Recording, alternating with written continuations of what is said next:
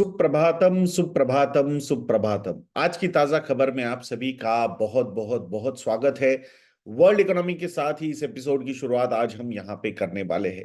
कल federal reserve की fourth meet ऐसी रहेगी जिसमें नो रेट चेंजेस, तो मतलब रेट कट्स नहीं हुए ना रेट हाइक हुए। रेट को वही लेवल पे रखा गया, पॉज बटन दबाया गया फेडरल रिजर्व की तरफ से। सो पॉलिसी रेट्स जो है उसकी रेंज जो है 5.25% टू 5.50% ही रही। But what was more important कि जो एक इन बिटवीन चल रहा था कि जिस तरीके से यूएस की 10 ईयर जिसे यील्ड ऊपर जा रही थी, तो वो यील्ड फिर से एक बार कूल ऑफ हो गई है। एंड यूएस की 10 ईयर जिसे यील्ड इज एट 3.92%। तो ऐसा क्या हो गया? तो फेडरल रिजर्व की कमेंट्री जो थी, वैसे उन्होंने बोला है कि we are still watching inflation. Inflation के नंबर्स जब तक कंट्रोल में नहीं आते, हमारी रेंज में नहीं आते, तब तक हम रेट कट्स नहीं करेंगे। But the indication of 75 basis points rate cuts in this calendar year are still very much intact. But they refuse to say that कि हम मार्च में करेंगे या अप्रैल में करेंगे या उससे पहले करेंगे। सो आई थिंक वहां कहीं ना कहीं market was little disappointed that no hint was given.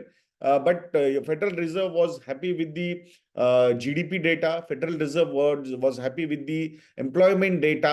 तो वहां पे इन्फ्लेशन एंड एम्प्लॉयमेंट में कैसे बैलेंस आउट होता है, उस तरीके से रेट कट्स कब होंगे ये डिसाइड होगा। रेट हाइक होने का चांसेस बहुत मिनिमल हो गया है अभी। एंड दैट्स व्हाई मार्केट्स या फिर डेट मार्केट्स, जिसे मार्केट वहां पे चीयर अप कर रहा था, and the yield went down by almost 14 basis points. So that was a positive news. So overall मतलब जब डेट की यील्ड्स नीचे चली जाती है तो इक्विटी एसेट क्लास के लिए ये एक पॉजिटिविटी हो सकती है। दो immediate commentary was not rate cut के लिए।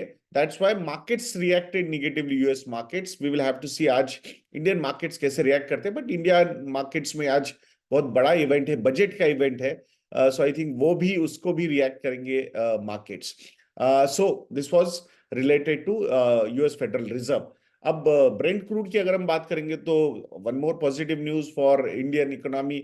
ब्रेंट क्रूड भी थोड़ा सा नीचे आ गया $80 पर बैरल पे।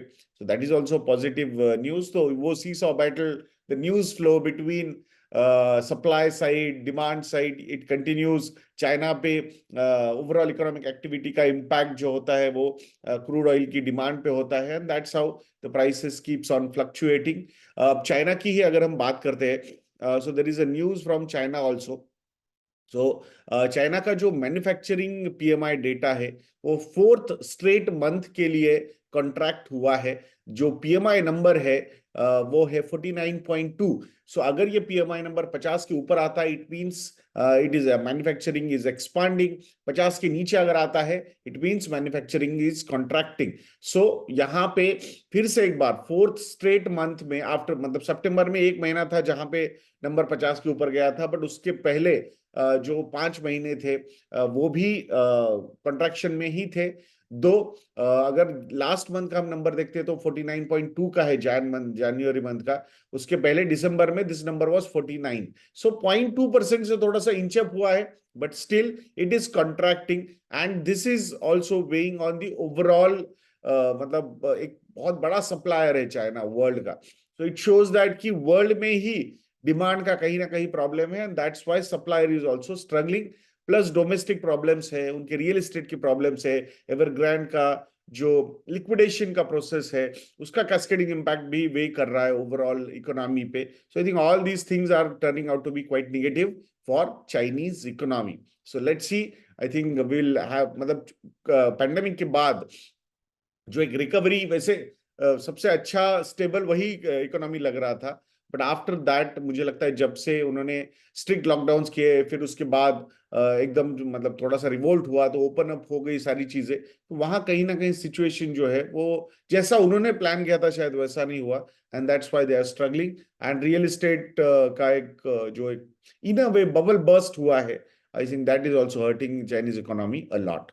अब जापान के बारे में बात करते हैं। Japan is no longer the world's top vehicle exporter. Here is the new king. Who is the new king? Yes, यहाँ पे China is the new king. So last year जो है चाइना चाइना ने अराउंड 4.91 मिलियन व्हीकल्स एक्सपोर्ट किए थे, मतलब 49.1 lakh vehicles उन्होंने export किए थे। विजाविज जापान ने जो व्हीकल्स एक्सपोर्ट किए थे वो 44.2 लाख यानी 4.42 मिलियन। अब यहाँ पे चाइना का जो ये नंबर बढ़ा है, इसके पीछे का रीजन है चाइना का जो सबसे ज्यादा फोकस है वो इलेक्ट्रिक व्हीकल्स पे है, और वहां से एक अच्छा खासा बूम एक्सपोर्ट्स में उन्होंने देखा है। विजाविज जापान की जो व्हीकल मेकर्स है, they are still focusing more on the hybrid vehicles. Plus Japan की जो कंपनीज है, टोयोटा हो, होंडा हो, तो आई थिंक इनके आउटसाइड जापान भी बहुत सारे मैन्युफैक्चरिंग प्लांट्स है। सो दैट मतलब उस मार्केट को केटर करने के लिए major exports they try to do from the home market, but still I think they have expanded, diversified really well. So silently markets capture कैसे करना है, ये जापान ने बहुत ही बढ़िया तरीके से किया हुआ है over the last many more decades. Now Indian economy के बारे में बात करेंगे दोस्तों। तो आज बजट है एंड वेरी इंपॉर्टेंट इवेंट, दो इंटरिम बजट है, कंप्लीट बजट नहीं आएगा, मतलब इसे थोड़ा सा काम चलाओ बजट बोला जाता है till the elections are over. Once elections are done then final budget आता है, न्यू गवर्नमेंट वो फाइनल बजट लेके आती है। सो ज्यादा बड़े अनाउंसमेंट्स नहीं होंगे, but still I think it is an important event. Let's see, मतलब पर्सनल फाइनेंस के पॉइंट ऑफ व्यू से lot of people expect something good to happen from the taxation angle. Let's see क्या होता है क्या नहीं होता है, so will have to wait. वैसे आज बजट है इसलिए हमने बजट ये प्रोमो कोड भी रखा है आप लोगों के लिए। So the discount 60% discount is again back, तो please use promo code budget on our model portfolio subscription, Stockometer plus, Fundometer और कॉम्बो ऑफर्स के लिए जाओगे तो देन 70% तक भी डिस्काउंट मिल सकते हैं, एंड एक ई लर्निंग कोर्स भी उसके साथ आपको फ्री मिल जाएगा। अब इंडियन इकोनॉमी में इंडियन फिस्कल डेफिसिट के बारे में बात करते हैं। सो अप्रैल महीने से लेकर दिसंबर महीने तक का जो फिस्कल डेफिसिट का नंबर आया है that is 9.82 lakh crore rupees. जो टारगेट FY24 का गवर्नमेंट ने रखा हुआ है उसके कंपैरिजन में ये बजट 55, ये जो नंबर है ये 55% है ये डेफिसिट का नंबर। सो इट मींस कि लास्ट क्वार्टर में अच्छा खासा स्पेंडिंग जो है वो गवर्नमेंट की साइड से हो सकता है, एंड दैट्स हाउ ये फिस्कल डेफिसिट 5.9% का जो रखा है target, I think government will be comfortably able to achieve that number. Last year अगर हम सेम अप्रैल टू दिसंबर के 9 मंथ्स का अगर फेज देखते हैं, so at that point of time जो ओवरऑल फिजिकल डेफिसिट हुआ था वो 59.8% ऑफ द टारगेट हुआ था। लास्ट ईयर 6.3% का फिजिकल डेफिसिट का टारगेट था परसेंटेज ऑफ जीडीपी के पॉइंट ऑफ व्यू से, इस बार ये 5.9% है। So I think we are on right track to achieve that particular number. इस बार बजट में कितना उस पे फोकस किया जाएगा we don't know, because final budget में शायद वो नंबर ज्यादा और कॉन्क्रीट होंगे, but still market would be looking at what government is saying about spending side and fiscal deficit का जो फिजिकल कंसोलिडेशन का जो प्लान गवर्नमेंट ने लिया हुआ है उसको गवर्नमेंट कितना फॉलो करता है ये भी मार्केट काफी क्लोजली वॉच कर सकता है। That is a number to watch, there is no doubt about that. अब बात करते हैं कोर सेक्टर्स के ग्रोथ के बारे में। कोर सेक्टर की जो ग्रोथ है वो थोड़ी सी स्लो हुई है in the month of December to 3.8%। नवंबर मंथ में this number was at 7.9%। I think base effect बहुत ज्यादा प्ले आउट होता है इसमें। तो ये जो कोर सेक्टर्स है जैसे कि cement, coal, crude oil, electricity, fertilisers, natural gas, refinery products and steel, ये कोर सेक्टर्स माने जाते हैं। तो जिसमें कोल सेक्टर जो है वो 10.6% से बढ़ा है, नेचुरल गैस सेक्टर जो है वो 6.6% से बढ़ा है, रिफाइनरी प्रोडक्ट्स की जो इंक्रीज है वो 2.6% से है, fertilisers sector grew by 5.8%, steel sector grew by 5.9%, cement sector grew by 1.3%, electricity sector grew by 0.6%, and crude oil declined by 1% year on year. So these are the core sectors. So ये 8 core sectors जो होते हैं वो 40.27% contribute करते हैं to the index of industrial production, IIP। वैसे आप आजकल एक बहुत बड़ा डिबेट चल रहा है कि सही में इस पे फोकस करना चाहिए नहीं करना चाहिए। So that is also one thing. ये नंबर्स जितने अच्छे होंगे उतना बढ़िया है, but still there is a concern about that कि सही में इस पे कितना ज्यादा हम बैंक कर सकते हैं। So that is also a debate, and that's why I think overall lot of people are focusing more and more on the GDP growth numbers and inflation numbers, retail inflation numbers. I think that will give us a nominal GDP growth, and that is going to be very important factor for the overall growth.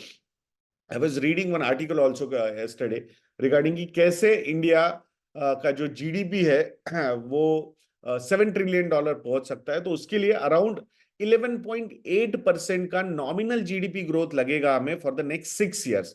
So in a वे 12% अगर हम grow करते हैं तो compounding के हिसाब से we will reach at $7 trillion. Currently we are मतलब FY24 के एंड तक हम अराउंड $3.8 ट्रिलियन तक की GDP बनेंगे. तो वहां से इसको ऑलमोस्ट डबल करना है इन 6 years. तो उसके लिए मतलब 11.8% से हमें नॉमिनल GDP का ग्रोथ होना जरूरी है. सो एंड फॉर दैट बहुत सारे पॉलिसी डिसीजंस का कंटिन्यूटी ऑफ पॉलिसी डिसीजंस होना भी जरूरी है. इंफ्रास्ट्रक्चर स्पेंडिंग पे भी उतना ही फोकस होना चाहिए. रिटेल एंड कंज्यूमर सेक्टर की जो ग्रोथ है वो भी वहां पे काफी सही तरीके से प्ले आउट होनी चाहिए. रूरल मार्केट्स की भी पार्टिसिपेशन अच्छी होनी चाहिए. And one factor is not in our hand and that is monsoon. Monsoons भी इन बिटवीन अच्छे होने चाहिए. सो ऑल दीज फैक्टर्स अगर वर्कआउट होते हैं तो then achieving this number of $7 trillion is मतलब थोड़ा रियलिस्टिक हो सकता है वो. So a lot of conditions are there, but we are moving in a right direction. So let's hope that we will reach there at right time. Now stock specific या stock market के बारे में बात करेंगे दोस्तों. सो RBI imposes major business restrictions on Paytm Payments Bank. So I'll give you the exact wording कि ऐसा क्या उन्होंने वर्ड्स यूज किए हैं RBI ने रिगार्डिंग दिस. सो उन्होंने बोला है कि persistent non-compliances and continued material supervisory concerns. तो RBI जो ऑडिट्स करता है उसमें कंसिस्टेंटली यही प्रॉब्लम सामने आ रहे हैं. एंड दैट्स व्हाई ये जो हार्श रेस्ट्रिक्शन या हार्श रिएक्शन RBI ने दिया है. So this is the reason for that. I think they so यहाँ से नए डिपॉजिट्स एक्सेप्ट नहीं किए जाएंगे आफ्टर 1 month. इवन पेटीएम के वॉलेट्स वगैरह है, फास्टैग से, उसमें भी पैसे ऐड नहीं किए जा सकते हैं. बट जिनके ऑलरेडी उसमें पैसे है उनको विड्रॉल पे कोई प्रॉब्लम नहीं है. So definitely this is a big big concern. Will have to see आज मार्केट कैसे रिएक्ट करता है इसको, बिकॉज मार्केट बंद होने के बाद I think if I am not wrong this news has come. दो जॉफरीज ने तो फिर भी बोला है कि मतलब they are still giving targets about this particular stock. So let's see. I think these are few numbers which needs to be taken quite strictly. वैसे Paytm Payments Bank इसमें Paytm का स्टेक अराउंड 49% का है, 51% others. I think Vijay Shekhar Sharma ji का खुद का इसमें stake है. सो उसका इम्पैक्ट कितना होगा, क्या होगा, I think will have to see. आज और ज्यादा उसका एनालिसिस सामने आ सकता है. So will look into that. Next news is Max healthcare के बारे में है. मैक्स हेल्थ केयर के Q3 के जो नंबर्स है वो आ चुके हैं. 338 करोड़ रुपीस का प्रॉफिट है. 26% year on year profit grow हुआ है. दो quarter on quarter profit is flat. Almost वही नंबर है दोनों, 338 करोड़ के ही ये नंबर से. रेवेन्यू की अगर हम बात करते हैं year on year the revenues have gone up bye 14%. So 14% का revenue growth है, but profits have gone up by 26%. It means operational performance has improved. So EBITDA margin का expansion हुआ है यहाँ पे to 29%. So 150 basis points से EBITDA margins have increased. Network operating EBITDA was at 471 crore rupees, year on year growth of 12% यहाँ पे हुई है. Then bed occupancy in Q3 FY24 stood at 73%. So 73% की bed occupancy है. And average revenue per occupied bed improved to 76,800 rupees in Q3 FY24. Last year, in the same quarter, this number was 66,800 rupees. And last quarter it was at 74,600 rupees. So sequential भी growth हुई है average revenue per occupied bed में, and year on year भी यहाँ पे improvement हुई है. EBITDA per bed in for the whole quarter की अगर हम बात करते हैं has improved to 75.6 lakh. Just imagine, per bed EBITDA in one quarter, 75.6 lakh. Last year, this number was at 66.9 lakhs. Last quarter, this number was at 75 lakhs. So just imagine कि the way this particular company जो run हो रही है, and बहुत clear है कि जो मतलब एक typical higher end kind of model यहाँ पे रन किया जा रहा है. So those who can afford, I think they can come and मतलब थोड़ा सा 5 स्टार की भी फैसिलिटी मिलेगी एंड जो आपको ये ट्रीटमेंट भी चाहिए वो भी उस एक टॉप लेवल की मिलेगी. अभी रिसेंटली उन्होंने एक कंपनी मतलब हॉस्पिटल भी एक्वायर किया है सेंट्रल यूपी में. I think if I am not wrong 550 bed का सहारा हॉस्पिटल उन्होंने गोमती नगर लखनऊ में एक्वायर किया है. सो आई थिंक वहां पे भी अभी टिपिकल इसको मैक्स हॉस्पिटल्स में धीरे धीरे कन्वर्ट किया जाएगा and this will also turn out to be a profitable thing. Mister Abhay Soi जो एमडी है इस कंपनी के, वो डॉक्टर नहीं है but very sharp mind who is working in this industry and taking the company to the next level. Dabur India के बारे में बात करेंगे. Dabur India reported a consolidated net profit of 514 crore rupees year on year. It is up by 6%. Volume growth जो है वो 4% की है. ऑर्गेनिक वॉल्यूम ग्रोथ की अगर हम बात करते हैं तो so consolidated revenue is up by 7%. Constant currency revenue growth is 9.6%. Why we are talking about constant currency? Normally हम IT इंडस्ट्री में इसको देखते हैं, बट इनका भी इंटरनेशनल बिजनेस है अच्छा खासा. So that's why it is important कि यहाँ 9.6% की कांस्टेंट करेंसी ग्रोथ हुई है. सिर्फ और सिर्फ इंटरनेशनल बिजनेस की अगर हम बात करते हैं then the constant currency growth is 11.7%. Gross margin भी इस क्वार्टर में एक्सपांड हुए हैं 310 बेसिस पॉइंट से. सो इट शोज दैट कि वॉल्यूम ग्रोथ कम है बट रेवेन्यू ग्रोथ ज्यादा है. उसके पीछे का reason I think gross margin अच्छा होना, ये भी मतलब प्रॉफिटेबिलिटी भी यहाँ पे थोड़ी सी इंप्रूव हुई है कंपनी की. दो आई थिंक रूरल मार्केट्स पे थोड़ा सा अभी भी मतलब इतने मार्केट्स उतने रिकवर नहीं हुए हैं. Monsoon was not that good. Advertising का स्पेंड भी है इस क्वार्टर में काफी बड़ा है 36% से. सो ओवरऑल मतलब cautiously positive kind of commentary थोड़ी कंपनी से यहाँ पे दिखी है. Now the next news is regarding Jubilant Food Works. Q3 के नंबर्स आ चुके हैं. Net profit has gone down by 18.2% to 65.8 crore rupees. So यहाँ जो प्रॉब्लम है वो और ज्यादा बढ़ता हुआ दिख रहा है जुबिलेंट फूड वर्क्स के लिए. एक तो लोकल प्लेयर्स की कंपटीशन, मतलब ये तो पैन इंडिया प्लेयर है डोमिनोज पिज्जा की अगर हम बात करते हैं, but local outlets are coming out and that is posing a big big challenge to Domino's pizza.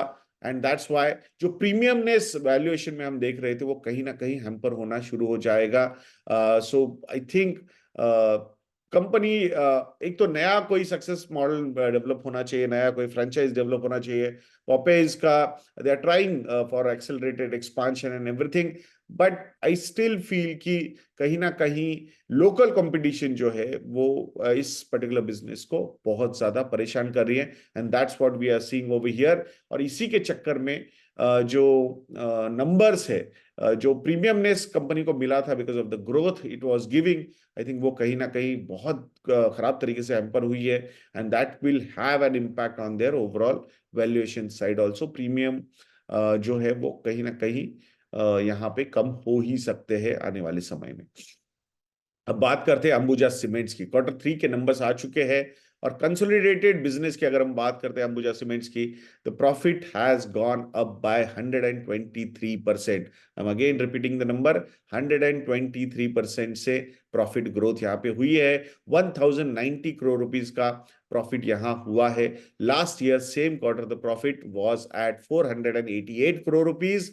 Last quarter, the profit was at 987 crore rupees. So year on year growth of 123%, quarter on quarter growth of more than 10%. We have seen over here 11% की quarter on quarter growth है.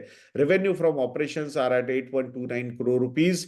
The best part about this number is the EBITDA margin. So EBITDA margins जो है वो 21.3% रहे हैं इस quarter में. Last quarter the margins were at 17.5%. Last year same quarter the margins were at 12.9%. So thanks to the volume growth, thanks to the raw material cost going down, this has helped this company to increase its EBITDA margin. The EBITDA number is at 1,732 crore rupees. Last year, same quarter, the number was at 1,021 crore rupees. तो definitely यहाँ पे profitability जो है वो इसी वजह से बहुत ही बढ़िया तरीके से इंप्रूव हुई है. There are lot of plans about for this particular company expansion. Already we have seen that कि अडानी ग्रुप ने इसको एक्वायर करने के बाद एक बहुत ही फोकस्ड वे से एक कैश काउ है in a way this particular company for Adani's. So वहाँ I think things are working out really well. Focus governments focus on infrastructure, governments या फिर रियल एस्टेट सेक्टर का फिर से एक बार रिवाइव होना, all these things are playing out quite well for the company is also looking for organic growth. With that, even inorganic growth, मतलब acquisition of Sanghi industries हमने अभी देखा था कि कैसे कंपनी ने एक्वायर किया, या फिर एसीसी ने एक्विजिशन कंप्लीट किया है Asian Concretes and Cements Private Limited company का. दो कैपेसिटी वाज स्मॉल, 2.8 MTPA की थी, बट अगर हम संघी इंडस्ट्रीज की बात करते हैं तो 6.1 MTPA की कैपेसिटी उसकी थी. So I think company is working out really well. So already उन्होंने एक रोड मैप दिया हुआ है, 110 MTPA का कैपेसिटी उनको अचीव करना है. So I think they are doing that. 20 MTPA expansion at various stages already चल रहे हैं. So I think company is working in a right direction. So let's see. अब बात करते हैं मारुति सुजुकी के बारे में. सो कल मारुति सुजुकी ने भी अपने नंबर्स दिए हैं एंड नंबर्स काफी अच्छे हैं. सो यहाँ पे एसयूवी सेल जो है that is driving the numbers. Profit numbers 33% से प्रॉफिट बढ़ा है year on year. 3,130 crore rupees का ये प्रॉफिट रहा है. 21% का जो शेयर है एसयूवी में वो अब मारुति के पास है. दो इतना ज्यादा फोकस नहीं था उनका मेजरली जो छोटे व्हीकल्स है, स्मॉल व्हीकल्स है, उस पर फोकस रहता था, बट वहां पे numbers are still disappointing. But average selling price जो है वो 6% से बढ़ी है thanks to the SUV sales this year. Revenue की भी अगर हम नंबर्स देखते हैं तो वो भी 33,308 करोड़ रुपीस पे रहे हैं. Last year it was the number was eight 29,000 crore rupees. तो यहाँ पे अराउंड 13-14% से ये नंबर भी ग्रो हुआ है. But profit number has gone up by 33%. So it shows that कि there is a margin expansion overall in Maruti Suzuki's numbers. So कैसा लगा आज का एपिसोड, ये कमेंट सेक्शन में लिखना मत भूलिएगा दोस्तों. वीडियो को लाइक करना, शेयर करना और चैनल को सब्सक्राइब करना भी मत भूलिएगा. आज बजट है तो बजट ये प्रोमो कोड हमारी वेबसाइट investindia.in पे यूज कीजिए and get 60% discounts on our research products. तो ऐसे वीडियोस के लिए चैनल पे बने रहिए. वीडियो को लाइक करना, शेयर करना और चैनल को सब्सक्राइब करना बिल्कुल मत भूलना. नेक्स्ट वीडियो में मिलते हैं. जय हिंद.